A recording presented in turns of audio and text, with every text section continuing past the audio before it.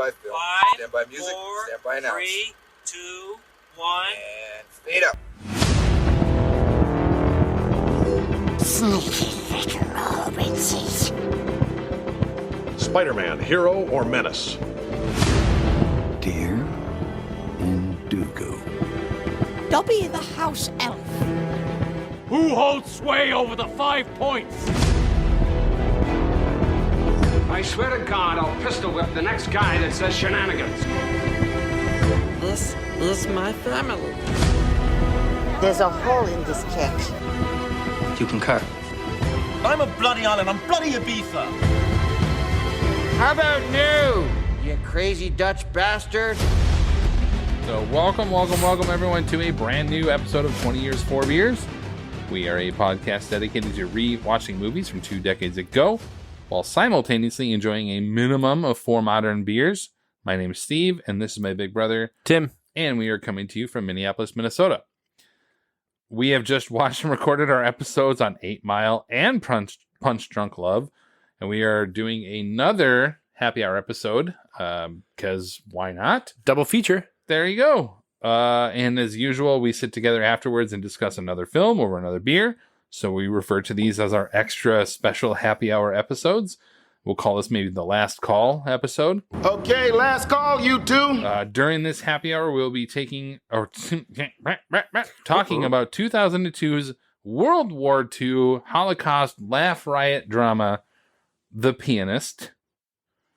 The Pianist follows a young Polish piano player, which is way easier to say, named Vladislav Spielman, whose Jewish family is living together during the German occupation of Poland. As the Nazis begin to gather all Jews into the ghettos and their world continues to shrink, Spielman finds himself the benefactor of a last-minute save from an old friend. After his entire family is sent to internment camps, he must survive off of the kindness of friends and strangers to survive the coming war. The film is directed by Roman Polanski, written by Ronald Harwood, and stars Adrian Brody, Thomas Kretschmann, and a variety of other actors whose names I simply cannot pronounce. And you've never seen them in anything else. Correct. And so in reality, this really is an Adrian Brody film through and through. Our first segment then, as usual, is Drinking Buddies. Come on, not my fucking beer. Where we present the 4 beers that we had, 2 for each of us since we watched these separately, and give our expert drinking ratings. Hopefully, no German beers, Tim. Serendipitously, yeah. You had a German beer? No, I did not. not. Okay, good. I was going to say, no German beers. I did not. So, my drinking buddies, that I'll go first. We had this on the last episode, but I had the Falling Knife Brewing Kaiju Smash Tropical Fruited Sour. I had a 4 out of 5 on that. We discussed it on the last one. I enjoyed that one a lot. And then I also had the Unmapped Brewing Company's Hall of Fame Fresh Hop IPA. Ooh. They're fresh hop. Yeah. Last time we hung out, we were like, when are fresh hops coming, There ain't no man? fresh And hops. now there's a couple, but there still aren't many. Yep. And they have one out of there. It's Unmapped. I like it a lot. I like these local fresh hops. They get local farms. They don't bring it in. I mean, it's really good. It's just 4 out of 5. It's a standard fresh hop. It's really good. So nice. There you go. I had Bent Paddle out of Duluth, their cold press stout, which is just a solid option. 4.25 for me. I love it. A good solid coffee stout. Yeah, that's a good one. And Junkyard Mosaic Pale Ale, which I will admit I did not realize it was just a pale ale when I bought it. The Mosaic. You saw piece. Mosaic and it was like, oh my God, I want it. Yeah, I wanted this so bad. And so it's a 3.75 for me. Yeah. It's a fantastic pale ale option. Just I don't think Mosaic's a great pale ale. I don't think there's a ton of great Mosaic pale ales. I think that's much better in an IPA. I agree. As far as use of that hops. Yep. And then we have out of northern Minnesota, their Portage Brewing, their single origin wet hop IPA. So just like we talked about, like fresh or wet hop. Yep. I had not seen them until this week. So it's kind of like, oh, serendipitous. It's a 4 for me. And it's their first option that they've... We'll give it a sip.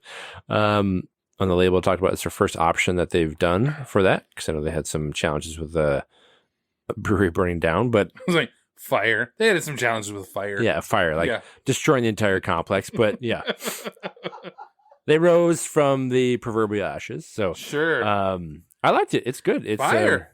Real fire. Real fire.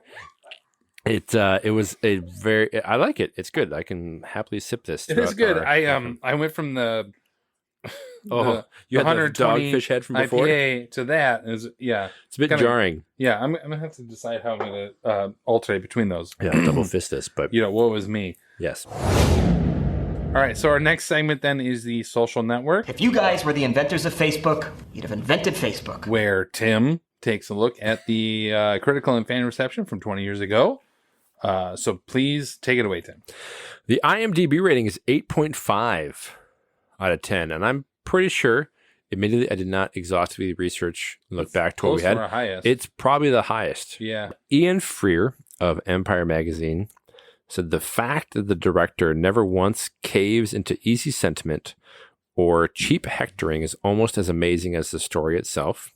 Eric Harrison of Houston Chronicle reviewed there seems to be no end to movies which deal with the Holocaust, but The Pianist, in its craftsmanship and its approach to the tale, is a story we haven't seen before. Yep. And Roger Ebert, Big Man Raj, gave it 3.5 out of 4 stars. Admittedly, the same as Punch Drunk Love. Yep. But 3.5 out of 4 said, by showing Spielman as a survivor, but not a fighter or a hero, as a man who does all he can to save himself, but would have died without enormous good luck and the kindness of a few non-Jews. Director Polanski is reflecting, I believe, his own deepest feelings that he himself survived, but need not have, because I did not realize that Polanski escaped from the Holocaust. Well, his father was escaped from an internment camp, and his mother died at Auschwitz. Yes. So I don't know if he specifically... I think his dad saved him, but maybe I'm something wrong. Like that. But either way, he was of that era. Yes. Yeah. And then Academy Awards, it had 7 nominations that year, 3 of which were wins. For the nominations that didn't win, it had editing, costume design, cinematography, and Best Picture. And then the wins were adapted screenplay from Spielman's biography, director, Roman Polanski, and actor in a leading role, Adrian Brody. So that brings us to Spotlight. They knew, and they let it happen. Our reaction segment where we highlight and discuss our top takeaways of any kind from re-watching the film. I guess I don't have like 5 or anything like that. I mean, I have a few, but my top takeaway is Brody. We'll come back to him a little bit. But the one thing I want to talk about first was the overall lack of, or very small presence of, a score. Yep. Was such a great choice by the filmmakers. Yep. Meaning that every time that Spielman plays either for real or fake in his head, really haunting ghost piano scene where he's on top, like he's just playing on top of the keys but not actually playing the keys. Yes. When he's doing those things, the music stands out as a character unto itself.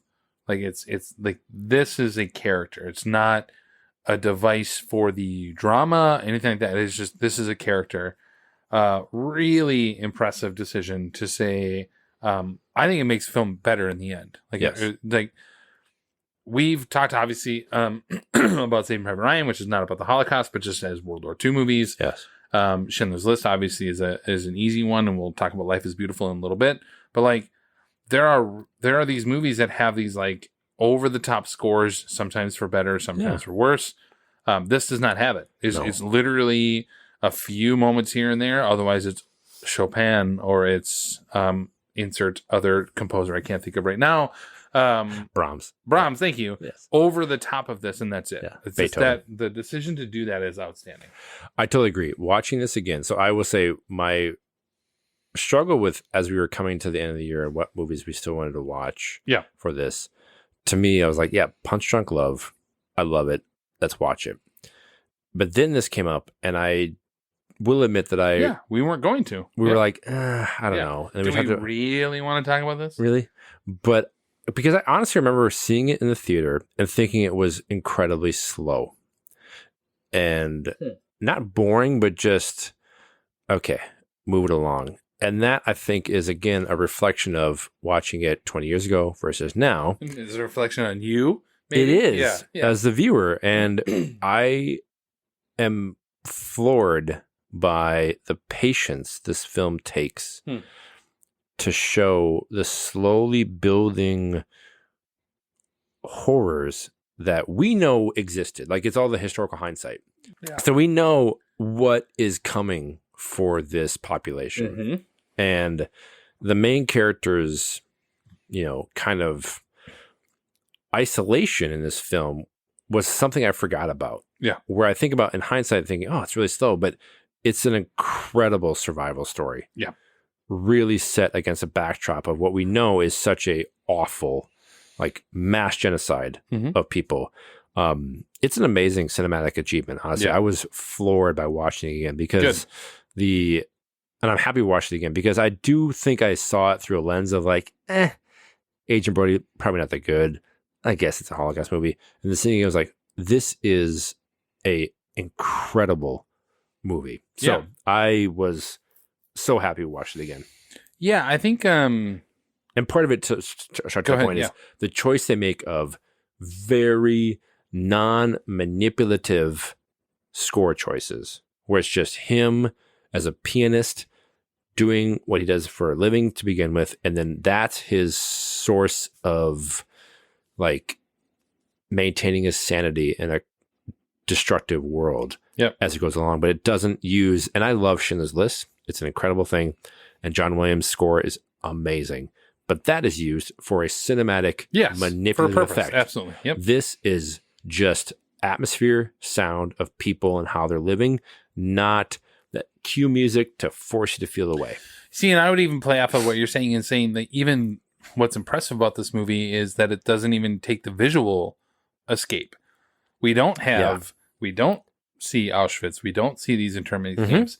We see very few deaths in the grand scheme of things. If you're going to talk about a World War II or a Holocaust film, there's very few like over the top visual cues that say, oh, I'm supposed to feel this way because I'm seeing it. Yes. Same with audio clues. And I think that on top of that, and again, we've talked about this with Kevin Spacey in the past and others, like let's set aside the social issues of Roman Polanski.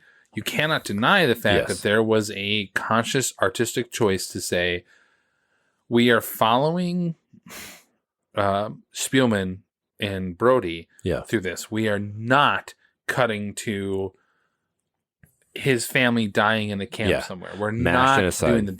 That is an easy emotional thing to do. Yes.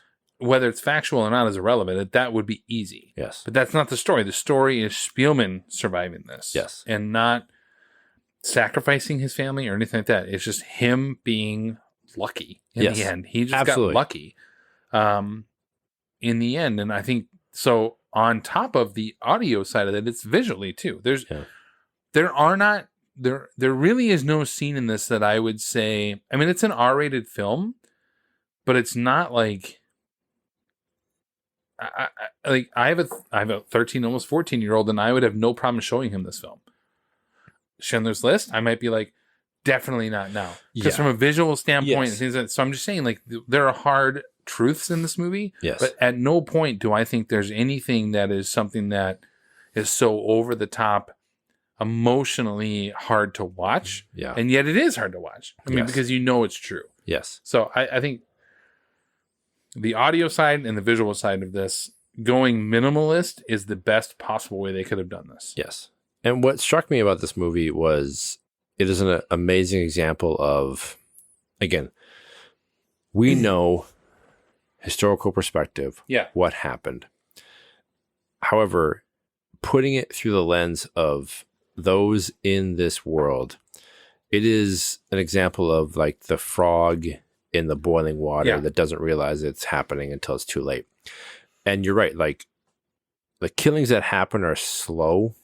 Yeah. And the destruction and the devastation to the Jews in this world, it is clear you could see, I can see how this would be such a slow burn that until you realize, oh shit, it's too late, we can't get out, that it's handled in a way that's super sterile. That so when they randomly pick people out of line and they just kill them. Yep. There's no orchestra. There's no over the top. It's just the horrors are jarring. Yep. But you can see the characters navigating in a way. And what I think is most amazing about the story is, you're right, it's just dumb luck for this guy. Yeah, Spielman has said that. Yeah, randomly absolutely. picked out a line by a friend he knew and said, I'm saving you. Go back into the ghetto and you'll be fine, even though you won't be. But it's a better way than you will die. Yeah. And that is a hard scene to watch. Yeah. When it's just his family leaves and never sees him again. Yeah. Seeing it again, Roman Polanski deserved the Oscar. Agreed. And I love Rob Marshall. Yes. But, I mean... And Peter Jackson eventually won the award. He won yep. But the scope of what they are focusing on, this balance with the intimacy of his story, is just handled so well. And the scope, it's just, I was so impressed with what he was able to do. And I honestly don't know that I've seen a Polanski film outside of this and Chinatown. It's one of the great examples of a movie that, if it wasn't a true story, I would think it's far-fetched. Yeah. So this guy gets randomly plucked out of line by a friend, and he gets out of the ghetto that was built for Warsaw just before the uprising. Yep. So, and that is destroyed.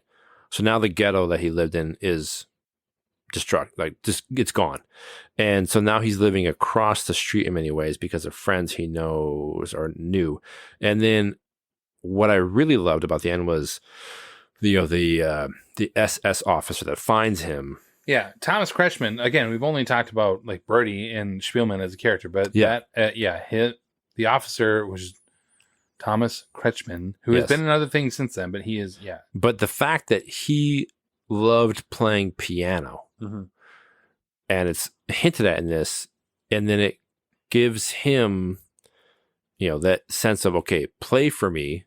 So at the end, when he's like, "You're a pianist, play for me," almost like prove it. It's super stressful. Yeah. When that scene happens, and he proves it, he's like, "Oh, well, now I'm going to hide you."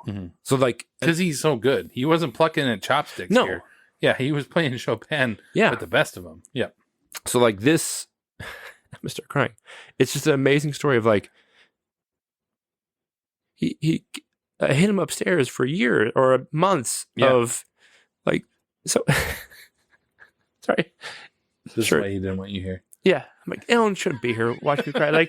It's a surprising movie where it sneaks up on you and it knocks you to the floor. This guy hid for so long and terrible and Yeah, and I think it. I think when you do become in that very house, they set up operations. Sorry, and I'm back. Yeah, no, you're fine. Yeah, in the house, they were going to build up operations for the Nazi operation. Yeah, as they retreat back. Yeah, he hid this Jew upstairs and still provided food to him and everything because of what his ability was. Again, if this wasn't a real story, I'd be like, this is bullshit. Yeah. Again, life is beautiful. Bullshit. Yeah. The movie's awful because it's absurd. This is an amazing story of survival in horrible conditions. Yeah. That was shocking to see again, and just how, again, I'm still moved by it, talking about it. And I forgot the ending. I forgot the officer comes and finds him. Yeah. And I was like, that pickle? He's got the pickle the can. jar. Yep. So anyway, it's an amazing story of, and we'll talk about Adrian Brody in a second, but it shows the first third of it is probably just going too far where, oh my God, we cannot get out. Yeah. And then once the family is, and everybody's rounded up to be killed, he gets out of there and has to scramble for that middle third of the movie to survive place to place. And the last third is him essentially living alone for months. Yeah, it's almost silent. Destruction. Yeah. And it's silent. And the choices they make to show him physically wasting away. Yeah, he lost 31 pounds or something like that. Incredible. Thing. Yeah. Yep. To portray it. And you just see how this guy was able to barely make it through just luck and circumstance. Yeah. And it's... Yeah, it was not This is not a guy who overcame his situation on his own through Yes. like battling or anything Sheer like that. will, This is yeah. literally just luck. Yes. I'm going to transition to Adrian Brody because... Sorry, really quick. One last I was thing. like, if only I could transition to Adrian Brody. Come on. Ladies. Who wouldn't? Yes. It's the tiny things, though, that really matter. And like what always, and I still think about it, but it was when I saw it and I still watched it again, like one of the most heartbreaking things is when he's walking out with the family and The they know sister? the sister, and he goes, I wish I knew you better. Yeah. Yep. Like that to me is always a jarring example of like this world you think is all fine and it's going to go away. Yeah. It's like, And they're it's like going to die. You assume you're going to be here for another 50 years. Yeah. And now in that moment, you're like, He's like, this I is wish an I knew odd you time better. to say this, but I wish I Yeah. knew you better. Like Yep. it kills me. All right, Adrian Brody. in that delivery, then, I think we discussed Adrian Brody briefly in our Gangs of New York episode and attempting to compare the performances of Daniel Day-Lewis and Brody at the time. Yep. And I was looking forward to rewatching this and wondering where you came down with this, because I remember at the time you were a little shocked about how, Daniel Day-Lewis could lose to Adrian Yep. Brody. So I feel even more confident that these two performances are simply too hard to compare. I am curious, and I'll cover Brody, but you talked about it more. What do you think now after watching The Pianist in what we talked about in Games of New York? I like a month totally ago? take back what I said. Absolutely. I wrote down, so when we watched Gangs of New York, and I remember we talked about like that Day-Lewis was robbed. To a certain extent, yeah. That was my sentiment of like, how could this guy who is a scene chewing, amazing, one of the most incredible, like right, and absolutely. he is like objectively, he is those things, yeah.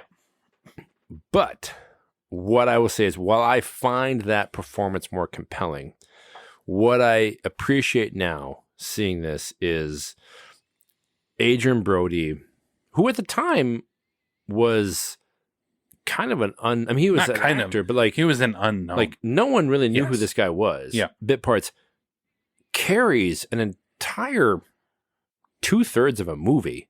I mean, it's 2.5 hours long. It's a long movie. And he does a good job at the beginning. It's like collective, but in the second half of it, and then the last third of it, like it is all him. Mm-hmm. And what he's able to do to transition from the beginning, where again this character has so much charisma and the infallible belief of like, we fine, nothing to worry about, and then see him waste away through the degradations of what becomes a hard survival story, mentally, physically, all these things. I was wrong in that. I think he, Ellen, I'll yeah, send that to you. exactly, So you yeah, have that as your yeah. ringtone? Loop that Yeah. clip.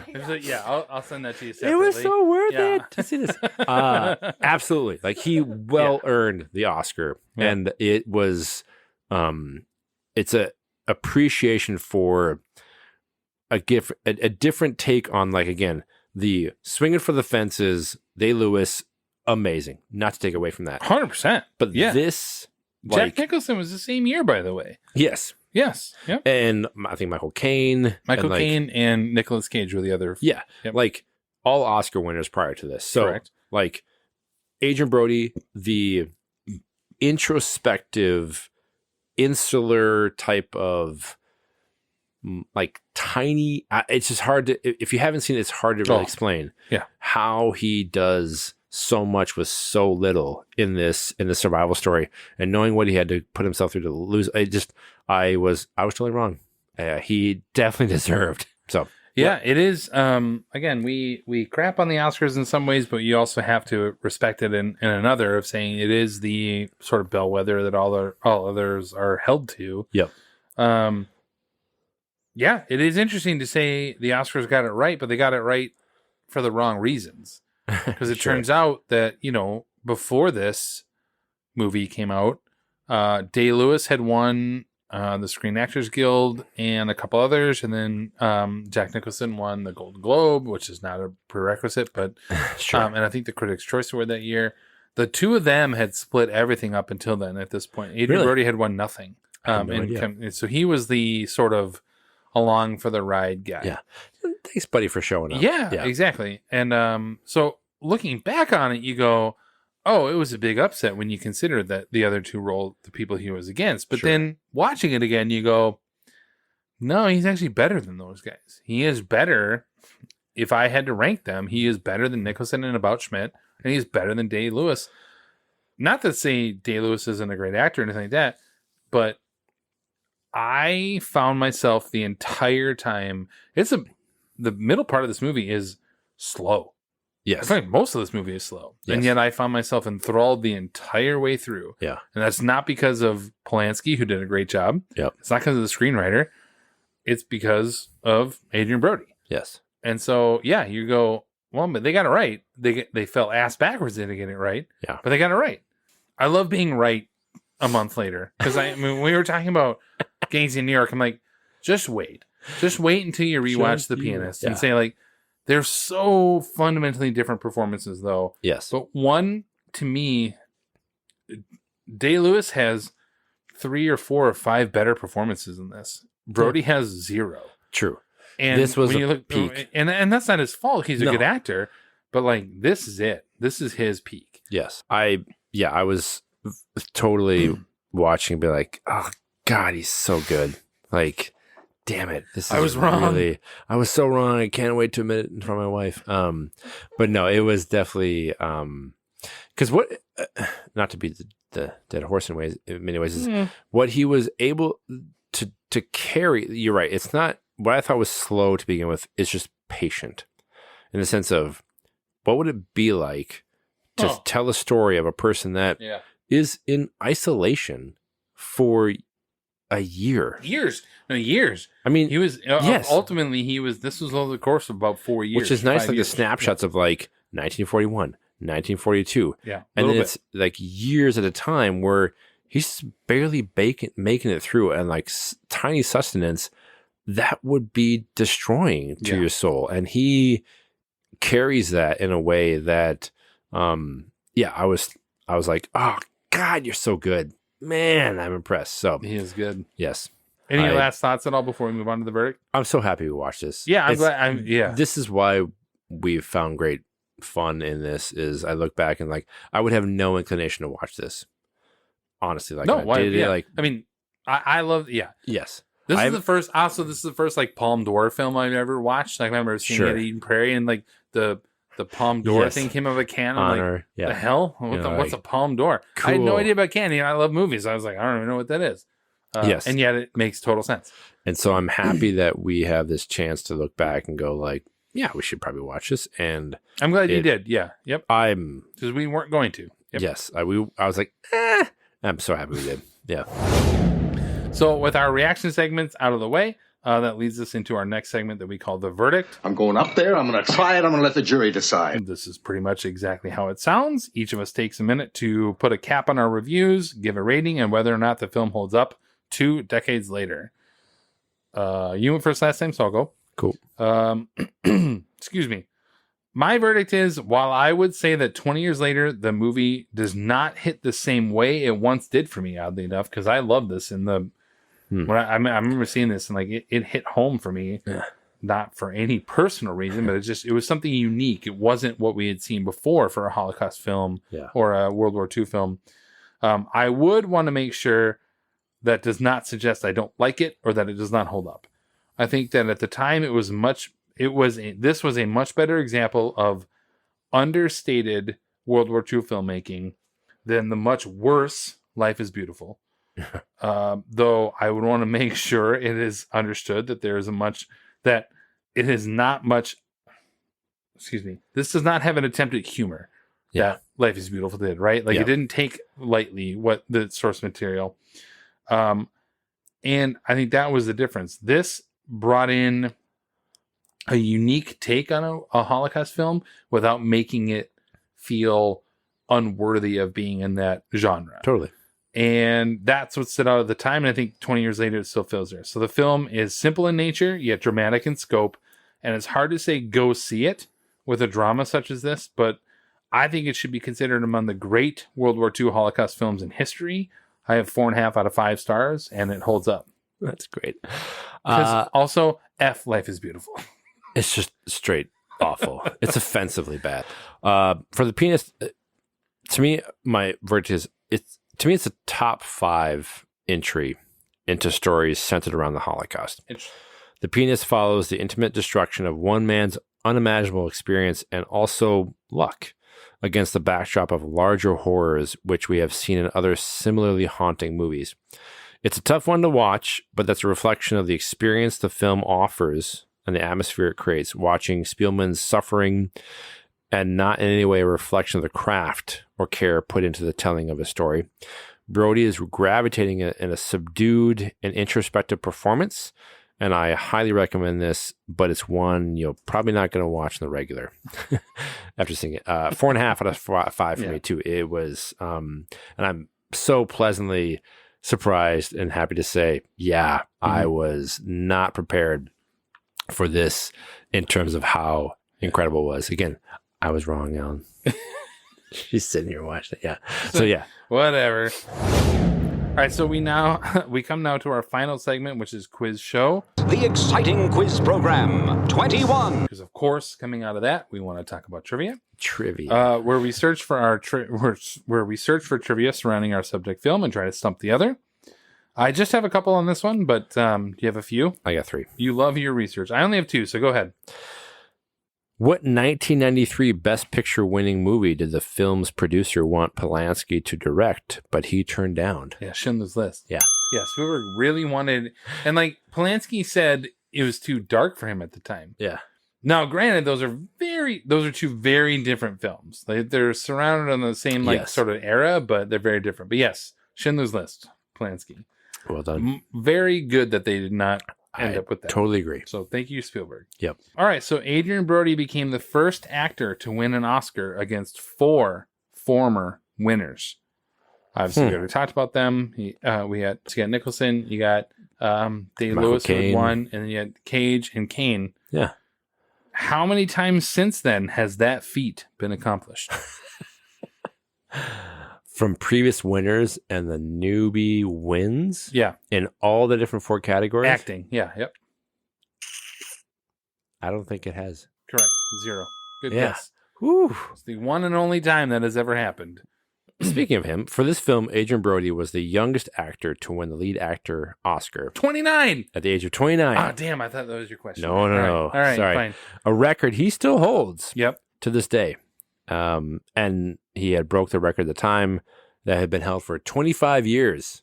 In 1980, the winner of the Best Supporting Actor, oh my God, you'll get there, won the prize at just 20 years old. A record he still holds to this day. Can you name that supporting actor who won for his supporting role in Ordinary People? He's a big actor. I know, I understand, but I was like, where? I thought it was like Richard. I thought you were going to ask me what movie No, Richard Dreyfuss won for. I like to yeah, it was like, what did Richard Dreyfuss win for? Which I assume was The Goodbye Girl. Yeah, but I'm like, okay. Matthew Modine won for. He did not. No, who am I thinking of? First name of me, Timothy Hutton. Oh yeah, what did Matthew Modine? Why am I thinking of him? Yeah, Timothy Hutton. Yeah, there you go. Timothy Hutton for Okay. No, Ordinary People. I get that, and that was his first acting role. It was his first acting role at 20 years old for supporting actor. Also, that movie is so fucking terrible. It's so overrated. Awful. It's so schmaltzy. Like, first world problems. Stupid like 80s. Rich people. All right. Well, Lord, I can't judge you too much because I guess my question has to get you there a little bit. So 2002 was one of only 7 times in history, from 1948 through the present, that a director has lost the Directors Guild of America award but won the Academy Award. Okay, for a director. So they lost the DGA, but it came back to win the Oscar. Of those 7 times, 3 times that director wasn't even nominated for an Oscar. So, like, they actually won the Best Director award. So the directors said, "You're the best," and the Oscars said, "Piss off, bleep you, man. We don't want to do it." In 1985, 1995, and 2012 were those 3 years. You know all these directors. Yeah. Do you want to give a guess? So 85. Yes. 85, 95, and 2012. 2012 should be obvious because we've discussed it separately or whatever, of a person who has won the DGA and wasn't even nominated. Paul Thomas Anderson. No. 2012 Masters? No. Oh, he was up for the Master. 2012 also won Best Picture that year. Honestly, with the consumption I had, I won't get there. I won't get there. What is it? These are all Oscar-winning people, too. 1985 was The Color Purple for Steven Spielberg. He won the Directors Guild of America Award and was not even nominated for The Color Purple. Of their 11 nominations, that was the first time ever. He was not up for director that year? No. First time ever in the DGA that somebody won and was not nominated for Oscars was Steven Spielberg of all people. For Color Purple? Correct. 1995 is a man who won Best Director later on in life for a movie we have covered. Scorsese. And not only that, we've actually discussed him tonight. Ronnie Howard. Ron Howard was not nominated for an Oscar for Best Director for Apollo 13, but he won it. Correct. I'm like blowing Tim's mind here right now. I love this trivia. I was saying Spielberg and Howard, and 2012 was Argo for Ben Affleck, who won for director. True, and he wasn't, but he was not nominated. Yes, so only 3 times. That's good. There you go. I love this stuff. Deep dive. This is good. Well, somewhat deep dive. Prior to his win for The Pianist, Roman Polanski has been nominated for 3 Academy Awards, 2 for directing and 1 for adapted screenplay. I'll give you the years and kind of descriptions. Rosemary's Baby. That was for directing. Screenplay. Screenplay. That was in 1968. Okay. 74 with Jack Nicholson. Yeah, Chinatown for directing. 79 directing about a film about a peasant girl who falls in love with 2 men. I've never heard of this movie. What is it? Tess. Oh, okay. No idea. All right. There See? you go. Stuff isn't like, who is this? Yeah, okay. What's that? Yes. There you go. Ooh, I like that trick. Oh, man. This is fun stuff. All right. Well, that brings us to the end of our happy hour-ish / I don't even know what we're calling this anymore. The last call double feature episode. Yep. On what's that Punch Drunk? Oh. The Pianist. If you haven't already, go back and check out our previous episodes on your featured platform. And stay tuned for the December episodes on The Lord of the Rings, The Two Towers, Catch Me If You Can, and Chicago. We want to say thank you for taking the time to listen and for clicking that like or subscribe button on your devices. Find us on Twitter at years_beers and on Facebook, or head to 20years4beers.com. This has been 20 Years 4 Beers. My name is Steve. I'm Tim. And thanks for listening. Thanks. I was wrong. I was so wrong. I can't wait to admit it in front of my wife. I was wrong. I was so wrong. I can't wait to admit it in front of my wife. I was wrong. I was wrong, Alan.